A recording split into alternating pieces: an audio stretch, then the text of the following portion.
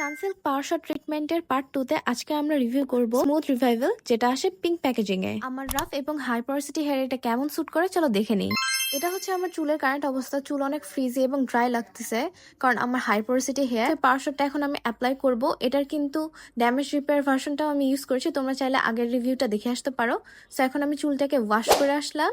চুলটাকে ওয়াশ করে এখন আমি সেই পাওয়ার শট ট্রিটমেন্টটা ইউজ করব। আমি হাতে একটু নিয়ে আমার অল ওভার হেয়ারে অ্যাপ্লাই করেছি, রুটে কিন্তু অ্যাপ্লাই করিনি। এবং ওই দেখো আমার কিন্তু কিউটু বিড়াল চলে আসছে পিছে। আমার দুই পাশের চুলে অ্যাপ্লাই করা ডান।